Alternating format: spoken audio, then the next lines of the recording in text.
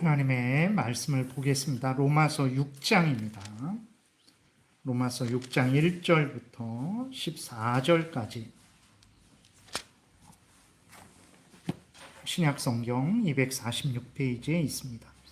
하나님 말씀은 로마서 6장 1절부터 14절까지 제가 봉독하겠습니다. 그런즉 우리가 무슨 말을 하리요? 은혜를 더하게 하려고 죄에 거하겠느냐? 그럴 수 없느니라. 죄에 대하여 죽은 우리가 어찌 그 가운데 더 살리요? 무릇 그리스도 예수와 합하여 세례를 받은 우리는 그의 죽으심과 합하여 세례를 받은 줄을 알지 못하느냐? 그러므로 우리가 그의 죽으심과 합하여 세례를 받음으로 그와 함께 장사되었나니 이는 아버지의 영광으로 말미암아 그리스도를 죽은 자 가운데에서 살리심과 같이 우리로 또한 새 생명 가운데에서 행하게 하려 함이라. 만일 우리가 그의 죽으심과 같은 모양으로 연합한 자가 되었으면 또한 그의 부활과 같은 모양으로 연합한 자도 되리라. 우리가 알거니와 우리의 옛사람이 예수와 함께 십자가에 못 박힌 것은 죄의 몸이 죽어 다시는 우리가 죄에게 종로로 타지 아니하려 함이니 이는 죽은 자가 죄에서 벗어나 의롭다 하심을 얻었습니다. 만일 우리가 그리스도와 함께 죽었으면 또한 그와 함께 살 줄을 믿노니 이는 그리스도께서 죽은 자 가운데에서 살아나셨음에 다시 죽지 아니하시고 사망이 다시 그를 주장하지 못할 줄을 알미로다. 그가 죽으심은 죄에 대하여 단번에 죽으심이요 그가 살아계시면 하나님께 대하여 살아계심이니 이와 같이 너희도 너희 자신을 죄에 대하여는 죽은 자요 그리스도 예수 안에서 하나님께 대하여는 살아있는 자로 여길지어다. 그러므로 너희는 죄가 너희 죽을 몸을 지배하지 못하게 하여 몸의 사욕에 순종하지 말고 또한 너희 지체를 불의의 무기로 죄에게 내주지 말고 오직 너희 자신을 죽은 자 가운데에서 다시 살아난 자 같이 하나님께 드리며 너희 지체를 의의 무기로 하나님께 드리라. 죄가 너희를 주장하지 못하리니 이는 너희가 법 아래에 있지 아니하고 은혜 아래에 있음이라. 아멘. 기도드리겠습니다. 하나님 아버지, 우리가 이 시간 부활주일로 하나님 앞에 지킵니다. 예수 그리스도의 부활이 어떤 의미인지를 분명히 알게 하셔서 이 복된 은혜를, 이 약속을 받은 자로서 기뻐하고 즐거워하게 도우시고 또 예수 그리스도께서 부활하신 것처럼 우리도 부활할 것을 분명히 믿고 하나님 이 땅에 사는 동안에 부활을 소망하며 또 하나님의 뜻대로 살아가는 우리 모두가 되게 도우소서. 이 시간 성령께서 온전히 주장하여 주옵소서. 예수 그리스도의 이름으로 기도드렸습니다. 아멘. 오늘 본문은 이제 말씀드리는 것의 두 번째에 해당하는 본문입니다. 그래서 오늘 본문을 처음부터 말씀드리지는 않고 두 번째 주제에 대해서 말씀드릴 때 그때 말씀을 드리겠습니다. 우리가 부활절을 이렇게 지키고 있는데 성경에는 부활절이라고 따로 정하여 지키지 않았습니다. 그래서 예수님이 이제 돌아가신 이후에 초대교회 성도들이 이때 부활주일이다라고 해갖고 부활주일을 해마다 지키지 않았어요. 그럼 어떻게 했냐? 일주일 단위로 그들은 예수 그리스도께서 금요일에 못 박히시고 이제 주일에 부활하셨죠. 그렇기 때문에 그리스도인들은 예수님이 부활하신 주일에 모여서 예배를 드렸어요. 그래서 매 주일이 이제 예수님의 부활을 기념하고 기뻐하는 그러한 부활주일로 지킨 거예요. 그래서 1년에 한 번씩 돌아오는 부활주일은 따로 없었어요. 그러다가 조금 시간이 지난 후부터 1년에 한 번씩 이제 예수님이 죽으시고 부활하신 것을 기념하게 되었습니다. 근데 그것이 어느 정도 시간이 지난 다음에 그것을 기념했기 때문에 예수님이 언제 부활하셨는지를 몰랐어요. 그러니까 초대교회 때부터 계속해서 지켰다면 몇 월 며칠에 예수님이 죽으시고 부활하셨지라는 것을 알 텐데 그것이 시간이 아마 수십 년 이상 지나서 그 예수님이 부활하신 것을 지킨 것 같아요. 그렇게 되니까 언제 부활하셨는지를 몰랐어요. 그래서 교회마다 이쪽 교회는 이 날이 물론 이제 유월절 날에 예수 그리스도께서 유월절 어린 양으로서 돌아가셨으니까 대략 그 때는 어느 정도 이제 좀 알고 있었죠. 근데 정확한 날짜는 몰랐어요. 그래서 이때 지켜야 된다, 저때 지켜야 된다, 뭐 이렇게 있었는데 그래서 어떻게 했냐면 서로 그러한 논쟁이 있다가 어느 정도 시간이 지난 다음에, 그러니까 지금부터 1700년 전에, 그러니까 예수님 이 땅에 오신 이후 주후 325년 니케아 종교회의 때에 부활절 날짜를 그때 정합니다. 그때 어떻게 정하냐면, 넘겨보세요. 부활절을 이때 지키자 이렇게 결정을 해요. 그래서 매년 춘분 후 첫 만월, 그러니까 만월이 보름달이죠. 보름달 지나고 첫 번째 주일 날 지키자 이렇게 결정을 합니다. 그래서 부활절 날이 매년 바뀌잖아요. 어떤 때는 3월 말, 어떤 때는 4월 초 계속 이렇게 바뀌는데 그게 왜 그렇게 바뀌냐면 이렇게 정해서 그 날짜가 바뀌는 거예요. 그래서 우리 2026년도는 충분히 3월 20일이에요. 3월 20일이고 보름달이 언제냐면 4월 2일이에요. 4월 2일 날 보름달 이후에 첫 번째 주일, 그 오늘이 4월 5일이 된 거예요. 그래서 이때 부활절로 지키자라고 정해서 이렇게 부활절을 지키는 거예요. 그러니까 원래부터 성경에 부활절이 있었던 것은 아닙니다. 성탄절도 마찬가지예요. 그래서 예수님이 태어난 날을 몰라요. 그러니까 초대교회 때부터 사도들부터 예수님이 태어난 날이 이날이다 하고 성탄절을 지켰으면 몇 월 며칠 분명히 알았겠죠. 근데 이게 한참 지난 다음에 성탄절을 지키니까 무슨 날인지 모르는 거예요. 그래서 12월 25일이 진짜 예수님이 태어나신 날은 아닙니다. 그것을 우리가 좀 이해를 해야 되는 거예요. 그래서 그 올해는 그러니까 어렵죠. 춘분 어렵지 않습니다. 이렇게 보면 춘분 후에 보름달 이후에 첫 번째 주일, 그때가 이제 항상 부활절로. 그래서 지금부터 한 1700년 전에 되는 거죠. 325년에 그때에 이제 부활절로 이날 지키자 해갖고 계속해서 이제 이 날로 지키고 있는 거예요. 그리고 참고로 여기 이렇게 또 있는데 주일이 언제 공휴일이 됐냐? 원래부터 주일이 공휴일은 아니었습니다. 그래서 이제 예수 그리스도께서 부활하신 주일날 그리스도인들이 모여서 예배를 드리는데 참 어려웠죠.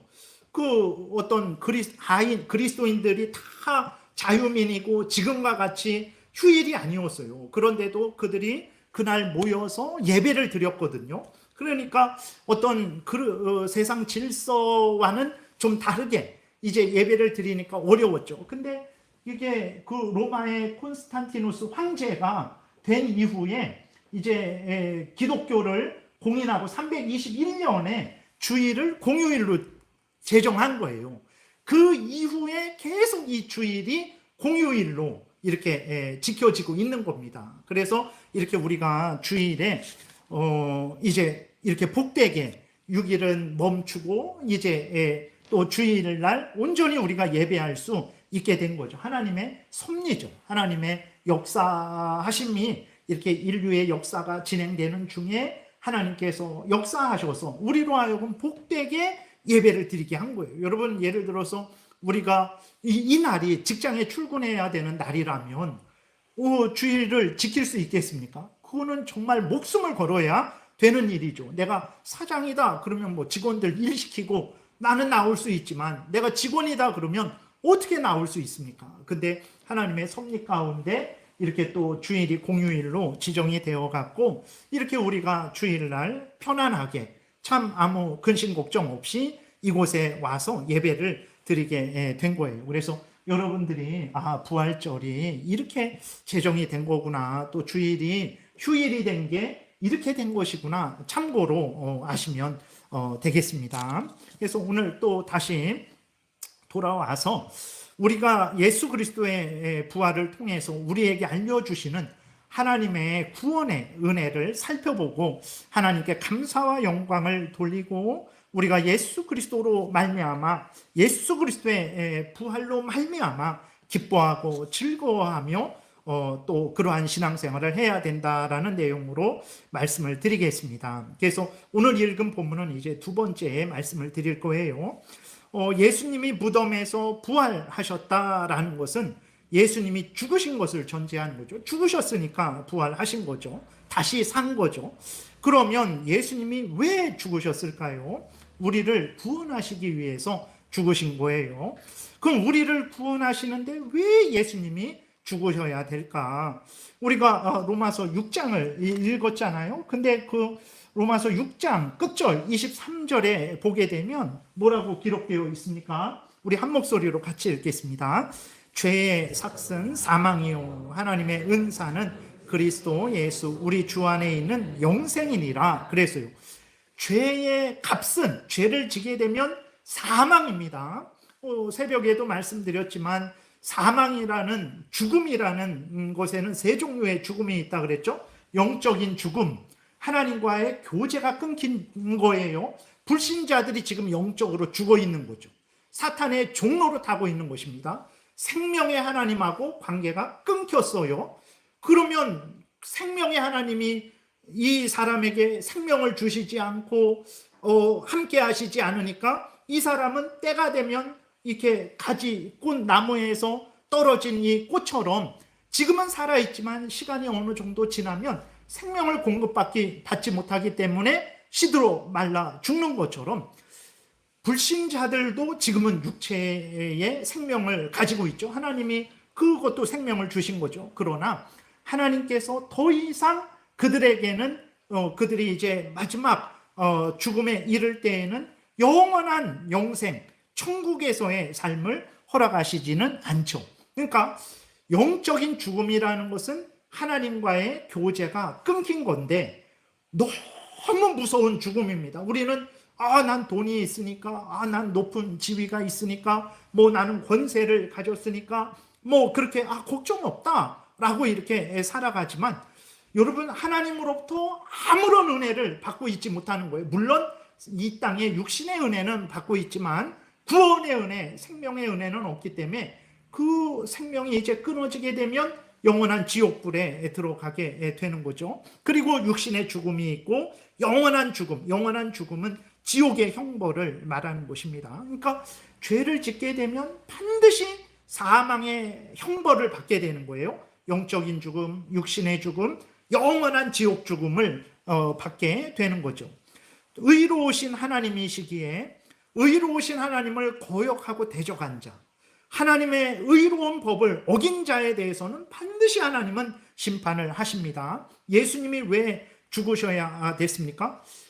의로우신 하나님이시기에 우리의 죄를 그냥 넘어갈 수가 없는 거예요. 그래서 우리의 죄를 예수님에게 담당시키셔서 예수님으로 하여금 우리가 받아야 되는 영적인 죽음, 육신의 죽음, 영원한 지옥 죽음, 죄에 대한 형벌을 다 예수님에게 쏟으셔서 예수님이 죽게 된 것이죠. 그러니까 죄의 삭은 사망이에요. 죽음입니다. 근데 이제 그래서 범죄한 아담도 영원히 살지 못했어요. 죄를 졌기 때문에 아담이 지금은 괜찮네 그랬지만 930살까지 살고 아담은 이제 930살에 죽었죠. 아담만 죽었습니까? 그러지 않죠. 아담만 죽은 것이 아니고 아담의 모든 후손들도 죽었어요. 그리고 지금 죽고 있죠. 1년에 30만 명 정도가 죽고 있습니다. 그리고 우리도 언젠가는 죽을 것이죠. 그래서 이 땅에 있는 모든 인간들이 아담의 범죄 때문에 아담도 죽고 모든 인간들이 죽었고 죽고 있고 죽을 것이죠. 근데 늘 말씀드리지만 아니 왜 아담이 범죄했는데 내가 왜 죽어야 됩니까? 우리가 질문하죠. 그것은 말씀드린 대로 아담은 모든 인류의 대표이기 때문에 그런 것입니다. 그렇기 때문에 우리의 대표가 범죄한 것은 우리의 범죄가 되는 거죠. 아담이 하나님의 법을 완전히 성취했다면 아담만 사는 게 아니라 우리도 영생을 누렸겠죠. 그러나 아담이 범죄했기 때문에 우리도 그 죄에 대한 책임을 지고 우리도 죽게 되는 거죠. 문제는 이제 범죄한 이후로 아담의 후손들인 모든 인간들도 스스로는 죄를 없이 할 수가 없어요. 이 죄를 깨끗이 할 수가 없습니다. 그리고 하나님의 진노의 형벌을 피할 수가 없어요. 여러분, 우리 자신을 보세요. 여러분, 우리가 얼마나 많은 죄를 집니까? 여러분, 우리가 마음속에 문득문득 드는 생각들을 다른 사람들에게 말할 수 있습니까? 여러분, 말할 수 있어요? 자식 앞에서 내 속에 드는 생각을 온전히 다 밝힐 수 있습니까? 없어요. 네, 없습니다. 그리고 우리가 무엇을 감당합니까? 우리 스스로 무엇을 감당합니까? 가정에 어려운 일, 개인적으로 어려운 일, 국가적으로, 교회적으로 어려운 일이 있을 때 우리가 무엇을 감당할 수 있겠습니까? 우리가 얼마나 무지하고 무능합니까? 그러니까 아담도 자기가 범죄를 저질러 놓고 그것을 돌이킬 수가 없는 거예요. 그거를 다시 원상태로 회복시킬 수가 없어요. 그래서 죽은 거죠. 아담의 후손들도 아담의 죄로 오염되고 부패되었어요. 그래서 그 후손들도 스스로는 그 죄 문제를 해결할 수 없는 거예요. 죄를 없이 할 수가 없습니다. 죄의 형벌을 없이 할 수가 없는 거예요. 그러니까 아담도 그렇고 모든 인간들도 그렇고 다 그 죄 가운데 멸망하게 된 거죠. 여러분, 우리만 그렇습니까? 이 땅에서 모든 인간이 그런 거죠. 그러면 많이 공부하고 높은 지위에 오르고 큰 권세를 가진 사람들은 좀 다르지 않을까? 다르긴 뭐가 다릅니까? 여러분, 이 주변을 보세요. 뉴스를 한번 아무 때나 켜보세요. 거기에 많은 지식, 높은 지위, 큰 권세를 가진 사람들은요, 자신의 지식과 지위와 권세를 이용해갖고 더 많은 죄를 저지르는 것을 우리가 보지 않습니까? 미국 사람은 다를까요? 아니면 100년 전에 사람은 더 순수해서 더 다를까요? 전혀 다르지 않습니다. 미국 사람이든 대한민국 사람이든 아프리카 사람이든 모두가 다 무지하고 무능하고 스스로 죄 문제를 해결할 수가 없는 거예요. 그 죄 문제를 해결하고 사탄의 종로로 타는 데서 벗어날 수가 없는 거죠. 모두가 다 죽음의 권세 아래, 사탄의 마수 아래 살아가고 있을 뿐이죠. 또 더 큰 문제는 죄 때문에 이제 영원히 죽게 되는 거죠. 근데 이 죄 문제를 해결할 수 없어요. 이게 다 끝이 아닙니다. 생명을 얻으려면 영생을 얻어야 되는 거거든요. 여러분, 죄 문제를 해결했다고 해서 내가 영생 얻는 거 아니에요. 죄 문제는 내가 지옥에 가지 않는 겁니다. 그러니까 죄 문제를 해결한다고 해서 내가 영원히 사는 게 아니에요. 그러니까 죄 문제를 해결해야 되는데 해결하지도 못하고, 더 큰 문제는 내가 영생을 얻지도 못한다라는 거죠. 모든 인간들이 영생을 얻지도 못하는 거죠. 레위기 18장 5절을 같이 읽겠습니다. 너희는 내 규례와 법도를 지키라. 사람이 이를 행하면 그로 말미암아 살리라. 나는 여호와니라. 하나님이 말씀하셨어요. 영생을 얻으려면 너희가 내 규례와 법도를 지켜라. 내 명령을 지켜라. 근데 어떻게 지켜야 됩니까? 마음을 다하고 뜻을 다하고 힘을 다하여 지켜야 돼요. 우리는 이렇게 어떤 일을 할 때에 가정에 무슨 일이 있어서 참 피치 못하게 이 일을 못했습니다. 아니면 제가 몸이 아파서 좀 이렇게 못했습니다. 그러면 우리는 양해를 해주잖아요. 근데 하나님 앞에서는 그런 게 없는 거예요. 그러니까 하나님 앞에서 하나님이 생명을 얻으려면 너희들이 내 규례와 법도를 지키라 라고 했을 때에는 아플 때에도 지켜야 되는 거예요. 그러니까 건강할 때에만, 평안할 때에만, 문제 없을 때에만 하나님의 법을 지키는 게 아니라 내가 아플 때에도, 내가 슬플 때에도, 내 개인적인 문제가 있을 때에도, 어렸을 때에도, 또 나이 들었을 때에도 항상 생각하는 것에 있어서나 말하는 것에 있어서나 행동하는 것에 있어서 완전히 하나님의 법을 지켜야 되는 거예요. 그렇게 완전히 하나님의 법을 지켜야 생명을 얻는 거예요. 그러니까 죄인된 우리들은 첫 번째 죄 문제를 해결해야 돼요. 이 죄를 없이 해야 됩니다. 근데 우리가 죄 문제를 해결하지 못해요. 그리고 생명을 얻어야 되는 거예요. 근데 우리가 죄 문제도 해결하지 못하는데 무슨 생명을 얻을 공로를 쌓을 수 있겠습니까? 그러니까 인간은 도저히 스스로는 죄 문제를 해결할 수 없고 생명을 얻을 만한 공로를 세울 수가 없는 거죠. 그래서 하나님이 하늘에서 굽어 살피셨어요. 정말 죄 문제를 해결하고 생명을 얻을 만한 사람이 있는가 살펴보셨더니 한 사람도 없습니다. 우리 시편 14편 2절부터 4절 교독하겠습니다. 여호와께서 하늘에서 인생을 굽어 살피사 지각이 있어 하나님을 찾는 자가 있는가 보려 하신즉 다 치우쳐 함께 더러운 자가 되고 선을 행하는 자가 없으니 하나도 없도다. 죄악을 행하는 자는 다 무지하냐? 그들이 떡 먹듯이 내 백성을 먹으면서 여호와를 부르지 아니하는도다 그랬어요. 모두가 다 그래요. 악인들이 여기에서 대표적인데 악인들뿐만 아니라 다른 일반 그 평범한 사람들조차도 하나님이 하늘에서 굽어 살피셨어요. 자세히 살피셨어요. 누가 정말 하나님을 사랑하고 마음과 뜻과 정성과 목숨을 다해 사랑하고 내 명령대로 이웃을 내 몸과 같이 사랑하는가? 하나님이 굽어 살피셨어요. 자세히 살펴보셨어요. 하나님을 찾는 자가 있는가 보려 하셨어요.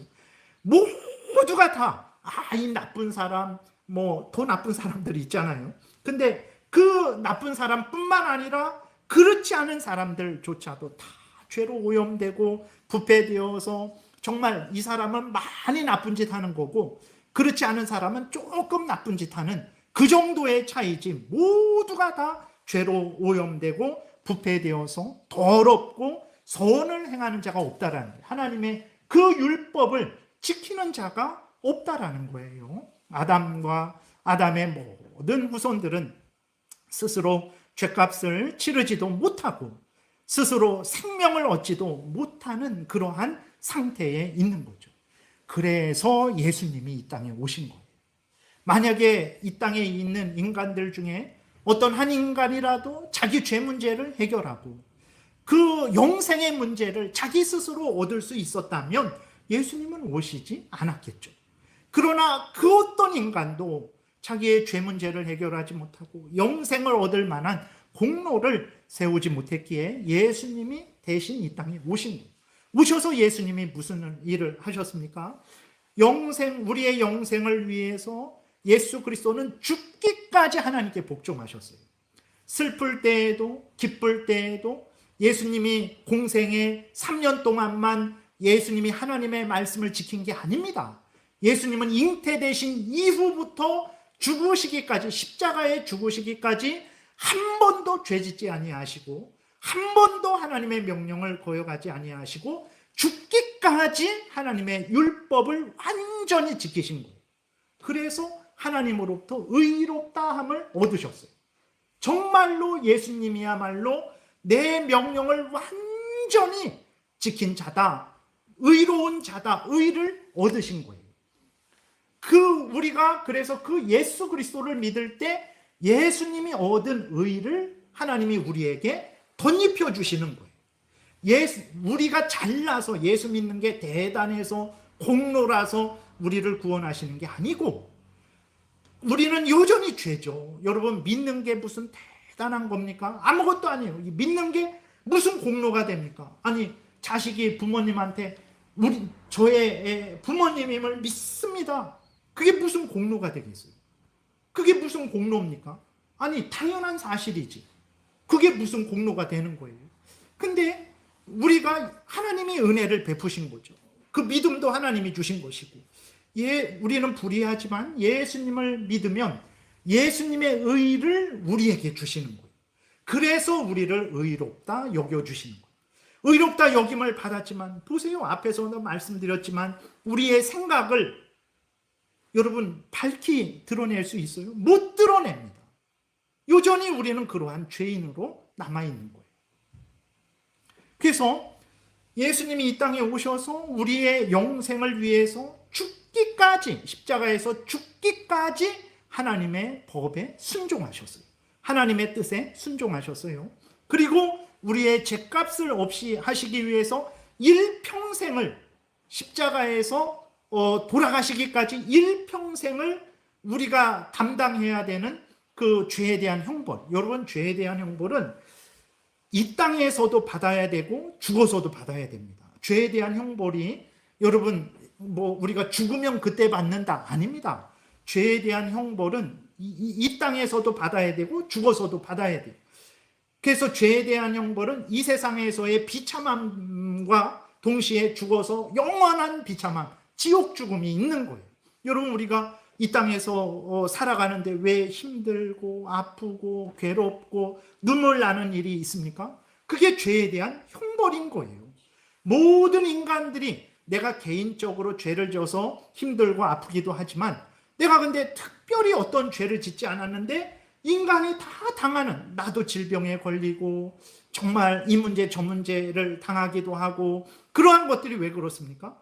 그게 아담과 하와가 범죄한 이후로 그 모든 인간들이 죄에 대한 이 세상의 비참함을 당하고 있는 거예요. 그래서 예수 그리스도께서 이 땅에 오셔서 우리를 대신해서 하나님의 율법을 완전히 완수하셨고 우리를 대신해서 죄값을 치르신 거죠. 십자가에서만 치르신 것이 아니라 이 땅에서 우리가 당해야 되는 모든 형벌을 다 당하시는 거예요. 그리고 우리가 지옥 죽음, 마지막 지옥 죽음을 당해야 되는 그 형벌을 예수님이 다 담당하신 거예요. 우리가 받아야 될 형벌을 예수님이 다 받으신 거예요. 네. 그래서 예수님이 십자가에서 죽으신 거예요. 죽으시고 예수 그리스도께서 3일 만에 다시 살아나신 거죠. 그러니까 예수님이 왜 죽으셨냐? 이것을 우리가 분명히 알아야 되죠. 그리고 근데 예수님이 왜 살아나셨냐? 부활이 왜 그렇게 중요하냐? 부활을 통해서 하나님이 우리에게 알려주시는 것은 무엇이냐? 그랬을 때 첫 번째로 예수님의 부활은요, 말씀드린 대로 우리를 대신해서 행하신 모든 일들, 우리의 구원을 위해서 행하신 모든 일들, 우리의 생명을 위해서, 우리의 죄값을 없이 하기 위해서 예수님이 행하신 모든 일들, 그 모든 일들을 예수님이 완수하셨다라는 것을 나타냅니다. 그러니까 부활을 통해서 하나님이 우리에게 알려주시는 것은 예수님이 우리를 위해서, 우리의 구원을 위해서 행하셔야 될 모든 일들을 예수님이 완전히 이루셨다.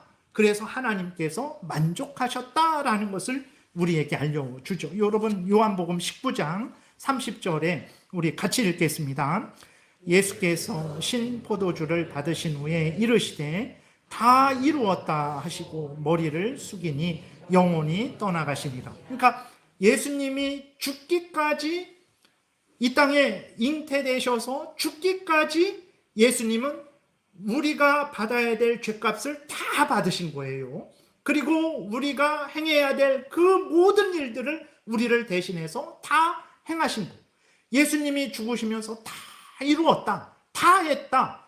하나님이 명령하신 그 일, 우리의 구원을 위한 모든 일을 다 했다라고 말씀하시고 돌아가셨죠. 그래서 하나님께서 예수님을 부활시키셨어요. 만약에 예수님이 아직 남아있다, 99%는 행했는데 1%가 남아있다, 뭐 하나 더 해야 된다, 그러면 예수님은 부활하시지 못했겠죠. 그걸 더 해야 되니까. 그러나 예수님이 무덤에서 부활하신 것은 예수님이 모든 일을 이루셨다, 이제는 부활하셔서 승천하신다라는 것을 우리에게 나타내는 거죠. 그래서 여러분들이 예수님의 부활을 생각할 때마다 예수님이 우리의 구원을 위해서 모든 일을 행하셨다라는 것을 분명히 믿으세요. 그래서 여러분, 우리가 우리의 구원을 위해서 할 일이 없는 거예요. 예. 예수님이 99%만 하시고 1%는 너희들이 해라 그랬으면 우리가 구원을 위해서 해야 되는 거죠. 근데 예수님이 다 이루셨기 때문에 우리가 구원을 위해서 할 일이 없어요. 할 일은 무엇입니까? 우리의 구원을 위해서 다 이루신 그 예수님을 믿는 것밖에 없는 거예요. 그래서 은혜라는 거예요. 그래서 공로로 구원 얻는 게 아니라는 거예요. 예수 그리스도의 공로인데 우리 공로가 아니라 예수 그리스도의 공로로 구원 얻는다라는 거예요.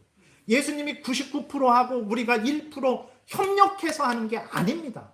전적으로 예수 그리스도께서 우리의 구원을 위해서 모든 일을 완수하신 거예요. 그 예수 그리스도를 믿을 때 예수님의 의의를 우리에게 덧입혀주고 우리의 죄를 예수님에게 담당시켜 주시는 거예요. 그래서 예수님의 공로로, 그 대표적으로 예수님의 십자가 공로로 이렇게 말을 하는 거예요. 예수 그리스도의 십자가 보혈 때문에 그렇게 이 모든 내용을 그 말에 딱 이렇게 대표적으로 말을 하는 거죠. 그래서 우리가 살게 된 거예요. 예수님의 부활을 보실 때마다 예수님이 다 이루셨구나. 내가 해야 될 모든 일들, 내가 죄값을 치러야 되는데 예수님이 다 치르셨어요. 내가 생명을 얻기 위해서 내가 해야 되는데 예수님이 다 이루셨어요. 우리가 할 일은 무엇입니까?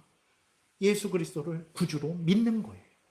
그거밖에 없어요. 무슨 하나님 앞에 내가 무슨 공로를 자랑하겠어요? 무슨 공로를 자랑하겠어요? 오직 예수 그리스도의 공로지. 그래서 자기에게, 그리스도인들은 자기에게 공로를 돌릴 수가 없어요. 네. 살아가는 것도 말씀드렸지만 저도 얼마나 부끄러운지 모르죠. 그러나 우리가 살아가는데 생각하는 것조차, 저도 이렇게 어머니 뱃속에서 이렇게 모태신앙인데 벌써 몇십 년을 신앙생활 한 겁니까? 근데도 내 머릿속에 드러나는 생각을 다 밝힐 수가 없어요. 죄된 생각이 나기 때문에. 무슨 내 힘으로, 내 열심으로, 내 능력으로 무슨 아직까지 살아온 것이겠습니까? 하나님이 한없이 용서하고 또 용서하고 또 용서하고 7번씩 70번씩 7번씩 70번이라는 것은 한도 끝도 없이 7이라는 게 완전 숫자고 또 이 70이라는 것도 완전 숫자의 의미거든요. 한도 끝도 없이 용서하셨기 때문에 예수 그리스도가 나의 모든 죄를 다 담당하셨기 때문에 제가 여기 이렇게까지 산 것이지 무슨 공로가 있습니까? 없어요. 천국 가는 것도 예수님의 공로로 끝까지 살아가는 것이지 무슨 거기에 저의 어떤 공로를 덧붙여야 되는 것입니까? 그렇지 않습니다. 그래서 예수님이 부활하신 것을 여러분들이 보실 때마다 정말 나의 구원을 위한 모든 일을 하셨구나. 그래서 정말 내가 더 다른 일을 안 해도 되는구나. 예수 그리스도만 믿으면 되는구나. 얼마나 감사합니까? 얼마나 쉽습니까? 근데 안 믿어. 그렇게 예수님 믿으라고 해도 안 믿습니다. 믿는 것도 알고 보니 내가 잘해서 내 친구는 저렇게 마음이 강팍하고 집사님이 전도지 줄 때 뚜겨서 버리는데 나는 착해갖고 지혜로워갖고 그 전도지를 갖고 집에 와갖고 자세히 살펴봐서 내가 그래도 저 친구보다 나아서 예수님을 믿은 것입니까? 아닙니다. 하나님이 은혜를 주셔서 그런 거예요. 창세전에 나를 택하시고 나에게 그냥 은혜를 주신 거예요. 잘나서 잘해서 잘할 것 같으니까 은혜 주신 게 아니고 그냥 주신 거예요. 그냥. 그러니 얼마나 감사합니까? 자랑할 게 없어요. 오직 예수 그리스도밖에 자랑할 게 없어요. 하나님의 은혜밖에 자랑할 게 없어요. 성령의 거듭나심과 인도하심밖에 자랑할 게 없는 거죠. 그리고 두 번째로는 예수님의 부활은 우리도 예수님처럼 부활할 것을 미리 알려주는 거죠. 오늘 그 본문 읽은 거죠. 8절부터 읽게 되면 좀 건너뛰어서 그런 내용들이 이제 앞에 다 있고 이렇게 기록되어 있어요. 만일 우리가 그리스도와 함께 죽었으면 또한 그와 함께 살 줄을 믿노니. 그리스도와 함께 우리는 죽었죠. 그러니까 죄에 대해서 죽었다라는 거예요. 죄와 끊겼다라는 거예요. 이전에는 죄와 한 몸이었죠. 죄와 결혼했던 자들입니다. 그러나 예수 그리스도로 말미암아 예수 그리스도가 우리의 죄값을 다 치르심으로 말미암아 우리가 죄와 끊어졌어요. 죄의 권세 아래 있지 않습니다. 물론 지금도 나쁜 생각, 나쁜 말, 잘못된 행동을 하지만 그러나 여러분 그러한 잘못된 죄를 지면서 즐거워합니까? 그러지 않죠. 죄를 지면 안타까워하고 원통해하고 분해하고 내가 왜 그랬을까 자책하고 하나님께 죄송하고 정말 회개하고 하나님 이제는 죄를 더 버리고 미워하겠습니다. 다짐하고 죄의 종로로 타지 않죠. 그전에는 죄가 좋아서 죄를 자원해서 따랐는데 이제는 그러지 않죠. 그러니까 죄와 끊어진 거예요. 죄에 대해서 죽은 거예요. 예수님 때문에. 예수님이 우리를 대신해서 우리를 죄의 권세에서 해방시켜줬죠. 죄의 형벌에서 해방시켜줬죠. 죄 가운데 역사하는 사탄 마귀에게서 해방시켜 주신 거예요. 그리고 그것만, 그 다음부터는 너가 알아서 천국길 가라가 아니라 우리를 천국으로 인도하고 계신 거예요. 하나님의 자녀 삼아주시고 천국을 상속할 수 있는 자격도 우리에게 주신 거죠. 예수님 때문에 우리가 그것을 얻게 된 거예요. 그래서 예수님과 함께 죽었으면 또한 그와 함께 우리는 살 것입니다. 예수님의 부활은 예수님이 죽으신 것은 내가 죄에 대해서 죽었구나. 예수님이 대신 죽어서 나는 죽지 않아도 되는구나. 이것을 알려주는 것이고, 예수님이 부활하신 것은 살았다. 예수님이 하나님 앞에서 산 것처럼 나도 이제는 하나님 앞에서 살았다. 다른 말로 하면 하나님의 자녀 되었다.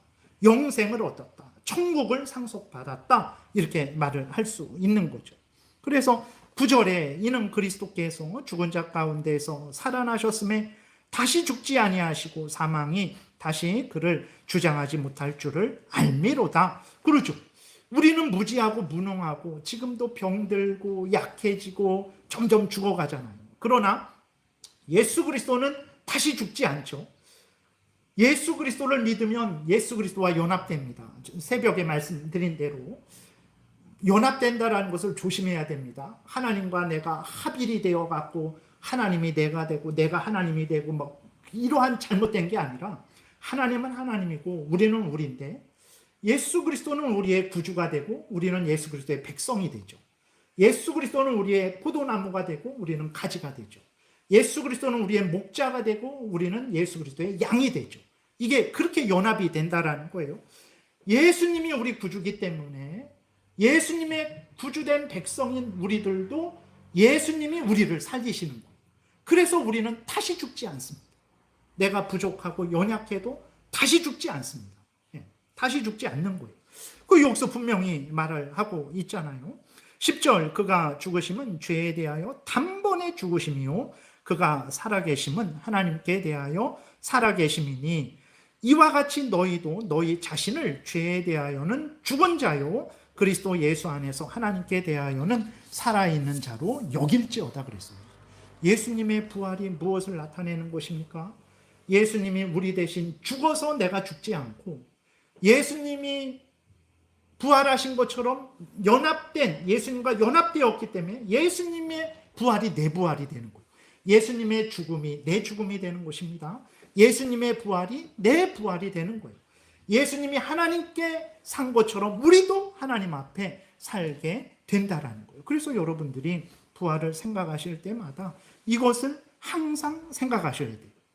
예수님의 죽음이 내 죽음, 예수님의 부활이 내 부활. 죽음은 죄에 대해서 죽은 거예요. 죄의 권세로부터 우리가 벗어난 것입니다. 그리고 하나님 앞에서 하나님의 자녀 되었고 하나님 앞에서 지금 우리가 산 것이에요. 이것을 여러분들이 분명히 믿으셔야 됩니다. 그래서 예수님의 부활은 예수님이 우리의 구원을 위해서 하셔야 될 모든 일을 완전히 행하셨음을 우리에게 보이는 거예요. 우리가 더 구원을 위해서 할 일 없습니다. 어떤 공로를 세울 필요 없어요. 그러면 그럼 막 살아도 되겠네요. 좀 이따 말씀드리겠습니다. 이제는 예수님을 믿으면 됩니다. 예수님이 우리의 구원을 위해서 다 이루셨기 때문에 그런 거예요. 두 번째로는 예수님의 부활은 우리의 부활이에요.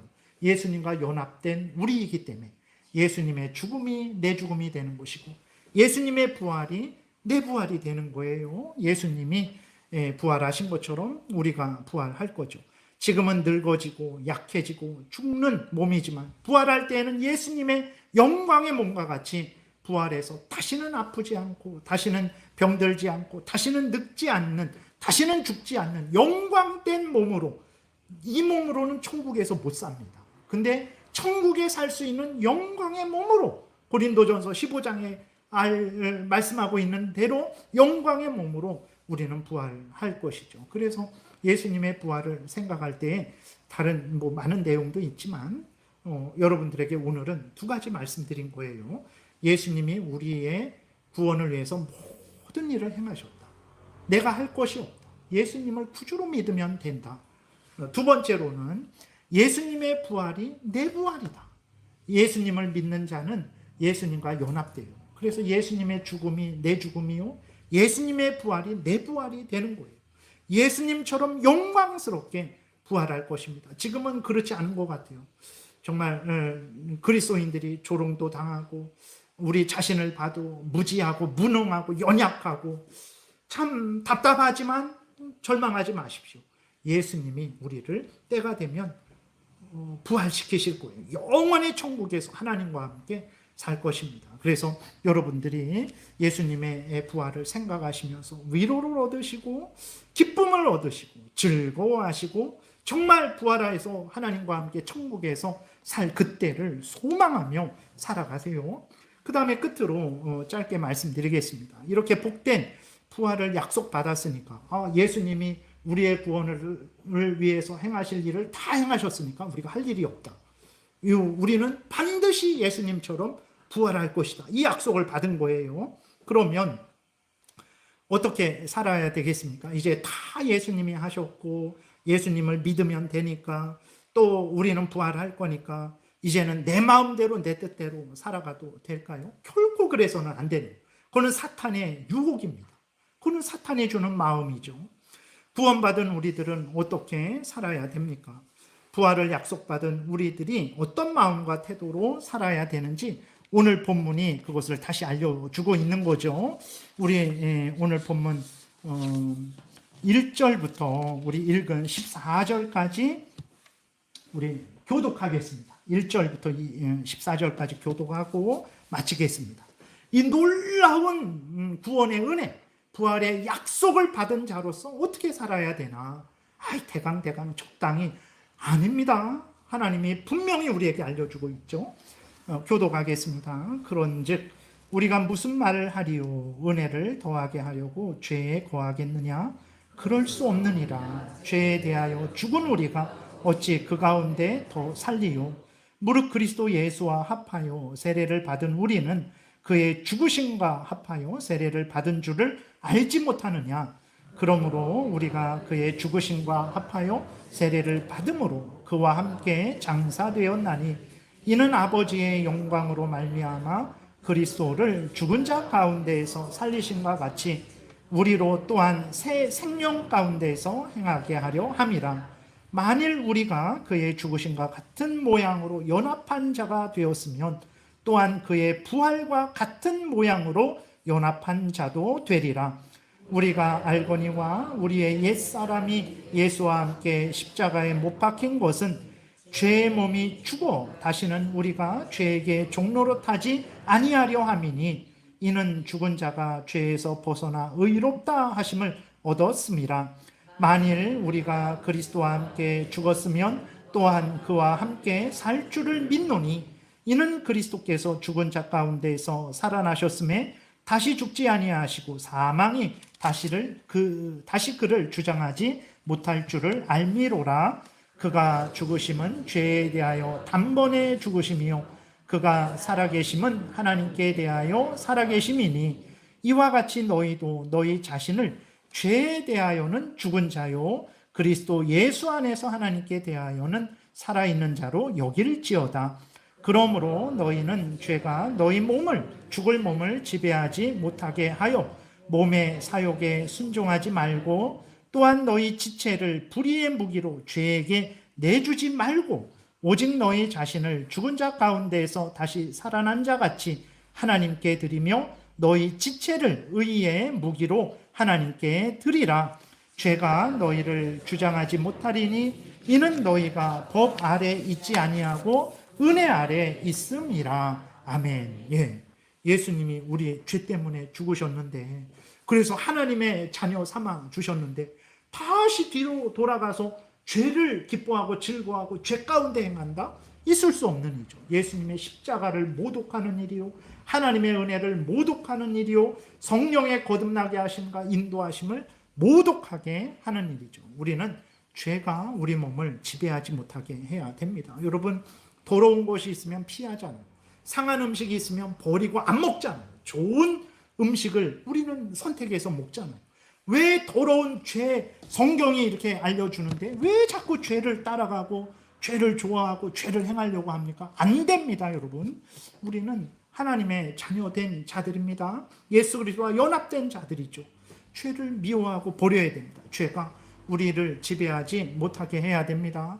우리의 탐욕이 우리를 지배하지 못하게 해야 돼요. 사탄이 우리를 지배하지 못하게 해야 됩니다. 이제 우리는 우리의 마음과 뜻과 생각과 말과 행동을 하나님께 드려서 하나님이 우리를 주관하시도록, 하나님이 우리의 생각도, 하나님이 우리의 말도, 하나님이 우리의 행동도 주관하시게 해야 돼요. 다른 말로 성경대로 생각하고 말하고 행동을 해야 되는 것입니다. 이것이 부활의 약속을, 구원을, 소망을 받은 자들이 마땅히 이제 행해야 될 바죠. 늘 여러분들이 하나님의 크신 은혜로 구원을 받으셨으니 구원받은 하나님의 자녀답게 이렇게 하나님의 뜻대로 하나님의 일꾼으로서, 의의 일꾼으로서 살아가시는 여러분들 되시기를 바랍니다. 기도드리겠습니다. 하나님 감사합니다. 예수님의 죽으심과 예수님의 부활이 괜히 기쁜 것이 아니고 그 내용을 알고 보니 너무나 측량할 수 없는 큰 은혜요, 큰 기쁨임을 우리가 다시 한번 알게 됩니다. 우리의 구주 예수 그리스도 안에서 우리에게 허락하신 하나님의 이 구원의 은혜의 길이와 넓이와 높이와 깊이가 어떠한지 날마다 알아가게 하셔서 전심으로 하나님을 사랑하고 전심으로 하나님의 뜻 따라 기꺼이 즐거이 천국길 걸어가는 우리 모두가 되게 도우소서. 예수님 이름으로 기도드렸습니다. 아멘.